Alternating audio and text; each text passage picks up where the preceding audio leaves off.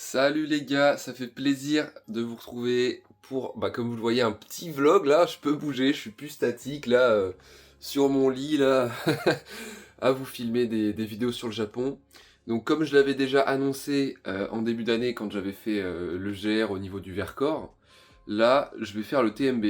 Donc le TMB, le Tour du Mont Blanc, en 8 jours. Mais du coup il faut s'entraîner, faire des entraînements. Donc là, c'est ça le but de la vidéo d'aujourd'hui, c'est de vous vloguer un entraînement que je vais faire pour le TMB. Donc c'est le tour du lac de Guerlédan en Bretagne. Voilà, je suis breton, je pense que vous le saviez déjà. Il y en a pour une petite quarantaine de kilomètres. On va faire ça en 2 jours. Enfin, pas 2 jours pleins, mais on part cet après-midi pour finir demain après-midi. Le but, c'est de rechecker nos équipements, de vraiment voir comment chacun fonctionne, parce qu'on n'a jamais fait de randonnée tous ensemble, on sera 4. On n'a jamais vu comment les autres fonctionnaient, quoi. Là, on va pouvoir découvrir le groupe en soi. Donc je vais vous montrer un petit peu les équipements que je prends là, vite fait. Je sais pas si la vidéo sera très longue et si je vais vraiment beaucoup vlogger là-bas, parce que le but c'est vraiment de découvrir les autres et tout. Mais bon, ce sera déjà ça, je vous montrerai un petit peu ce qui se passera. Mais c'est aussi un prétexte pour vous montrer finalement tous les mangas que j'ai maintenant. Voilà, petites figurines, tout ça, il y en a pas mal. Je vous en avais déjà montré quelques-unes des figurines, mais là ouais, ça a dû un petit peu bouger. Et ça, c'est ce que du coup j'ai ramené du Japon. Voilà, c'est pas trop mal. Avec des nouvelles figurines. Un nouveau meuble du coup. Ici, des petits t-shirts Montakao Disney. Il y en a d'autres, hein. Et hop, le Don Quijote. Et ici, en plein milieu de mon salon, la fameuse bannière écharpe du sommet du mont Fuji. Bon voilà, faites pas gaffe, derrière c'est un peu le bordel, là j'ai mon banc de muscu, enfin c'est une chambre d'amis de base. Mais ici, c'est ce qui nous intéresse, nos équipements pour le TMB. Et du coup pour l'entraînement d'aujourd'hui. Donc c'est un petit peu la même chose que d'habitude. Là une tente 3 personnes, on voit le poids, hein, voilà. Le duvet 0 degré, qui peut même aller jusqu'à -5. Hein. Le petit matelas, voilà les gants, les kawaii, le petit, les couverts, le réchaud il est dedans, le sac, de la bouffe, entre guillemets on va dire lyophilisée, hein, même si ça n'en est pas vraiment, mais bon, c'est des pâtes, des ramen quoi. La gourde, et puis voilà l'équipement de la personne qui m'accompagnera. Donc voilà. Bref, là je vais vous afficher le tracé. Nous on est à 1h30 à peu près de cet endroit-là, donc on a un tout petit peu de voiture, c'est pas trop grave. Pour info, le TMB on le fait dans 2 semaines, on le fait à partir du 30 mai et on le finit le 7 juin. Donc petite pensée pour nous. Là je pense que quand vous verrez cette vidéo, je pense qu'on sera sûrement le 20 mai, un truc comme ça. Elle sortira le 20 mai cette vidéo, peut-être même un petit peu plus tard. Je sais pas trop comment je vais m'organiser, parce que je travaille aussi en même temps, voilà. Mais peut-être que même elle sortira à la veille, quoi. Donc ayez une pensée pour nous, et j'espère que ça se passera bien. Bon allez, on y va. Là, on peut voir le sac à dos que je vais utiliser pour cette randonnée. Ce sera exactement le même que pour le TMB. J'ai essayé de mettre au maximum tout ce que j'allais emporter pour le TMB. Même des choses qui étaient du coup inutiles pour cette randonnée-là. Par exemple, des gros gants, j'en aurais pas l'intérêt. Là, ce ne sera pas des périodes de grand froid sur le lac du Guerlédan. Mais l'idéal aussi, c'est d'être à moins de 20% de son poids corporel. Je fais 72 kg. Donc là, il est à 15,5 kg ce sac, ce qui correspond à peu près à 21,5% de ma masse corporelle, ce qui est un peu au-dessus, mais ça passe. C'est bon les gars, on est arrivés. Regardez. Et là on part du coup pour 37 km. Je vais essayer de vous filmer le max de plans possible. Je sais pas trop si je vais parler, mais voilà.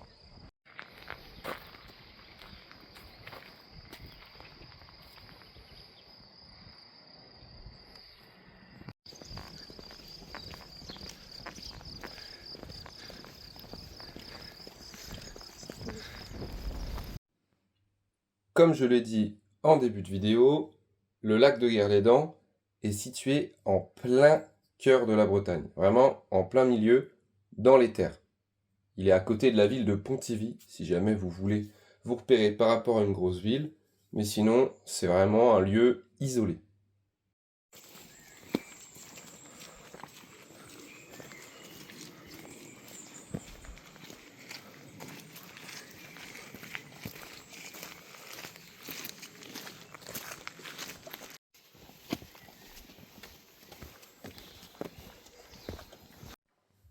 Le tour du lac fait donc à peu près 37 km.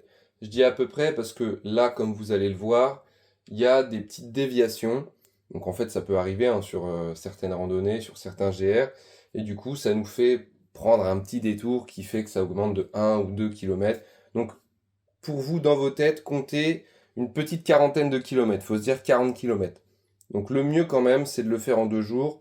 En une journée, il faut vraiment être vraiment bon. Mais en même temps, si on le fait en une journée, on n'a pas autant de poids sur le dos. On n'a pas besoin de tente, pas besoin de duvet, de matelas, tout ça. Voilà, on a juste des affaires à la journée. Concernant le dénivelé, 1268 mètres de dénivelé positif. La même chose en négatif, mais c'est parce qu'il y a un barrage à monter et descendre, ce qui fait que du coup le dénivelé explose. Donc c'est vraiment d'un bon niveau quand même. Là, il n'y a que de la montée, quoi. Complexe. Après, le point de vue, il est beau, quoi.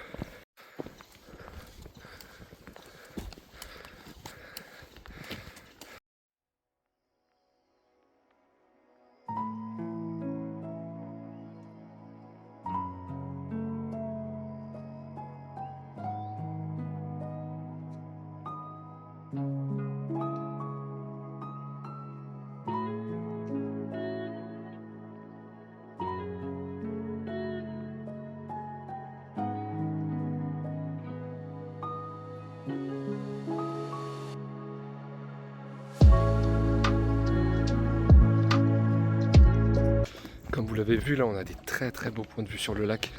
Mais ça montait bien. Donc j'espère que ce sera beau comme ça tout le long. Mais c'est dingue, hein. Plein cœur de la Bretagne, là. Beau paysage.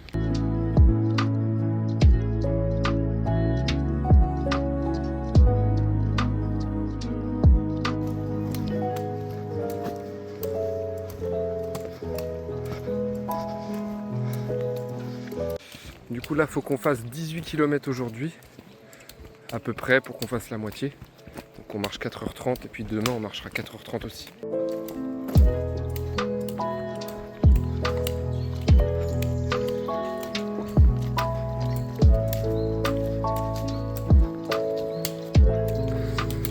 On va les gravir.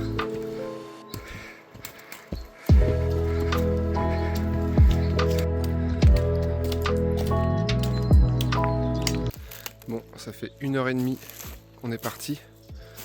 Tout va bien pour l'instant. Le poids des sacs est bon, la météo est bonne. Ça doit faire, je sais pas, on a dû marcher 3-4 km. Donc il y a pas mal de dénivelé quand même, là on le voit. Encore une côte. C'est très beau.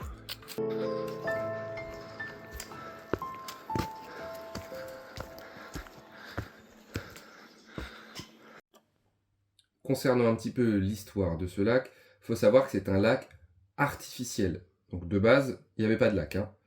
Il est situé sur plusieurs communes, donc d'une part sur les communes de Saint-Aignan, Sainte-Brigitte dans le Morbihan, et d'autre part sur celles de Mur de Bretagne, Corrèze et Saint-Guelven dans les Côtes d'Armor. Il matérialise en partie la limite donc entre le Morbihan et les Côtes d'Armor. Il est d'une superficie de 304 hectares et long de 12 km et profond de 45 mètres au pied du barrage. Le lac de Guerlédan est donc le plus grand lac artificiel de Bretagne.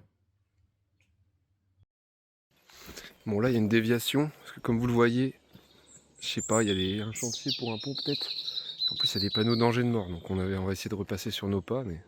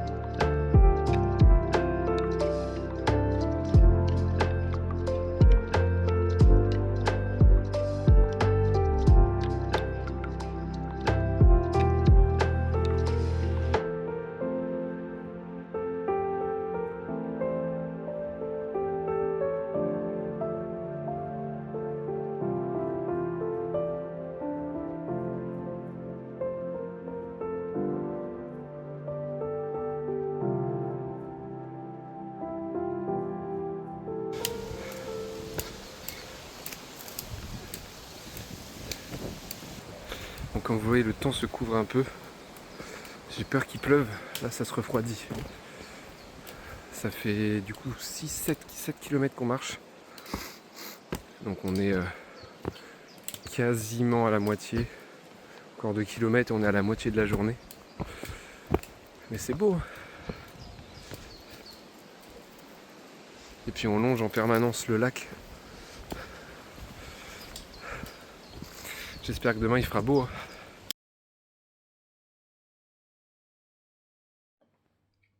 Vous vous dites sûrement pourquoi un lac artificiel a été créé en plein cœur, en plein milieu de la Bretagne, comme ça, dans les terres. Ben, il y a une raison. Ce lac a été fait pour alimenter le barrage de Guerlédan. Mais de base, il n'y avait pas de barrage du coup. C'était un projet en fait. Ils ont inondé la région tout en créant un barrage pour créer de l'énergie, de l'électricité. Donc le chantier dura 7 ans. Il commença en 1923 et finit en 1930. Et vu les années de construction, vous vous doutez bien que là, on n'était pas en 2000-2020, hein, c'était il y a 100 ans, donc ils ont dû faire face à de nombreux défis et difficultés. Déjà d'ordre géologique, ils sont tombés sur des poches d'argile, donc ils ont dû faire des fondations, creuser beaucoup de trous, quoi, en gros. Des défis techniques, parce qu'un barrage de 208 mètres de long, bah, c'est complexe à faire, surtout pour l'époque, et des défis financiers. Voilà. Faute d'argent, le chantier fut même arrêté de l'automne 1925 au printemps 1927. L'usine électrique associée au barrage est d'une puissance de 15 MW et est exploitée depuis 1946 par EDF. Voilà. La création du barrage a eu pour effet de noyer la vallée du Blavet sur plus de 8 km, entraînant l'immersion de 9 carrières d'ardoise. Donc c'est un petit peu contraignant pour la région, puisque cette région-là se faisait de l'argent sur ces carrières d'ardoise, justement. Il faut aussi se dire que des fermes et des maisons existaient à cet endroit.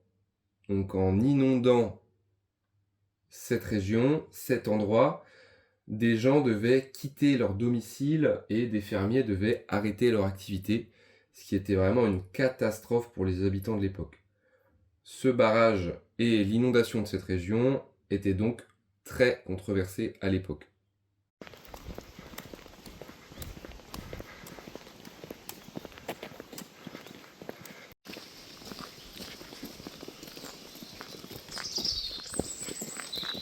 Bon, après avoir eu une déviation bien chiante, on est passé par un camping, on a presque dû escalader un portail. Nous voilà de retour au niveau du lac. Ça y est, on est de retour. Mais c'est chiant parce que déjà on a dû faire un détour, on a dû faire 1 km de plus. Puis le temps de trouver, machin, c'était vite fait bien indiqué là. On a dû perdre une bonne demi-heure quoi. Mais là c'est magnifique, on a tellement une belle vue, je vais vous montrer ça.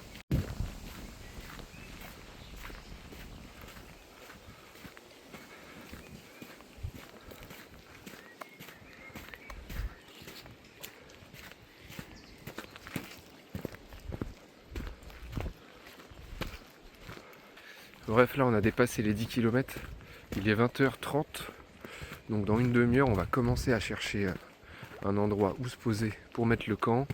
Et l'idéal c'est qu'avant 21h30 on commence à faire à manger. Voilà, il nous restera 25 km demain je pense, mais ça ira. Et puis de toute façon il fait jour tard, là on est fin mai quoi, enfin mi-mai, donc 22h il fera jour et demain il fera jour tôt aussi.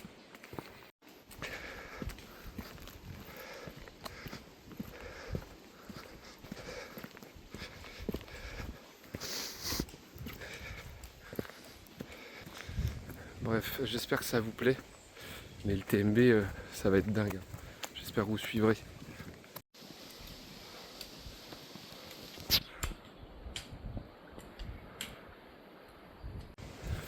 Bon là on va arriver au barrage, vous allez voir, apparemment c'est impressionnant, hâte de vous montrer.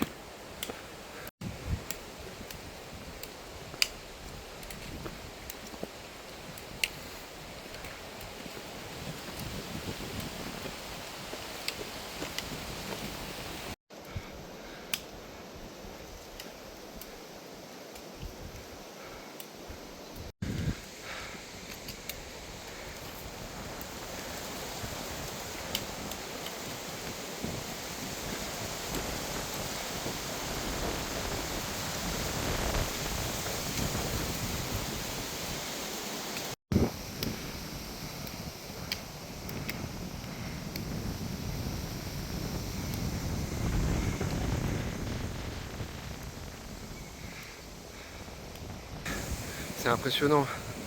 Normalement, j'ai dû vous raconter un peu l'histoire de ce lac et du coup en voix off. Si c'est pas déjà fait, je vais continuer un peu maintenant. Et là, on redescend bien. C'est énorme le dénivelé. 1268 mètres de dénivelé positif. Donc je suppose qu'en négatif, ça doit être la même chose. Mais c'est ouf, hein. Je savais pas qu'il y avait ce genre de paysage en Bretagne. Surtout que là, on est vraiment pile au milieu, limite. C'est fou. Pour en finir avec le lac et le barrage, en 1927, l'État a prescrit d'assécher le lac tous les 10 ans afin de vérifier l'état des barrages et effectuer des réparations. Celui de Guerlédan doit subir cette opération en 1941, mais il est alors contrôlé par les Allemands. La première vidange a eu lieu en 1951. Depuis, il fait régulièrement l'objet de vidanges partielles ou totales. La SEC de 1951 est répétée en 1966, donc 15 ans plus tard, puis 1975, 1985 et récemment 2015, dévoilant un paysage lunaire étonnant.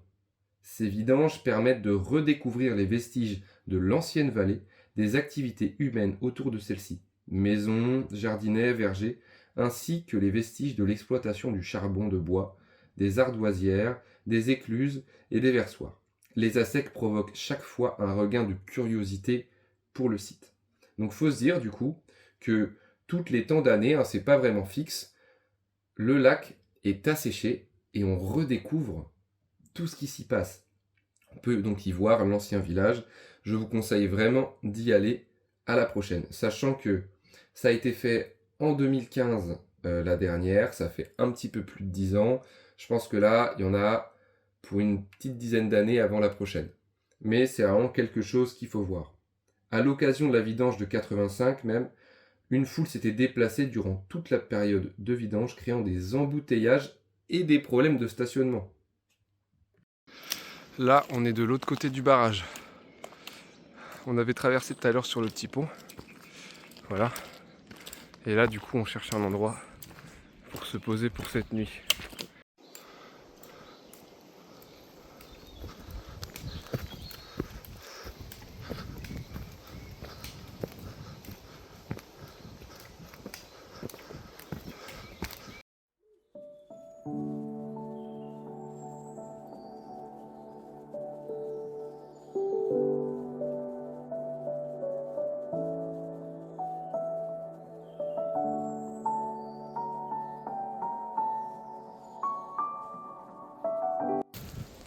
Bon, il est 21h55 et vous avez vu, on a réussi à mettre les tentes. Donc là, on va essayer de manger, mais on a trouvé au milieu de la forêt un truc, mais là, on était morts quoi.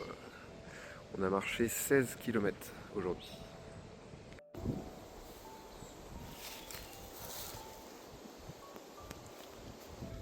Bon, l'installation est finie dans les tentes.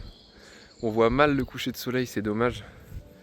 Mais du coup, on a deux réchauds, un réchaud à gaz et un réchaud à bois, à allume-feu quoi. Mais comme c'est humide, on va plutôt aujourd'hui utiliser le réchaud à gaz. Mais c'est bien pour le TMB, en fait, il y aura les deux. Le réchaud à gaz au cas où, sinon on utilisera l'autre. Voilà.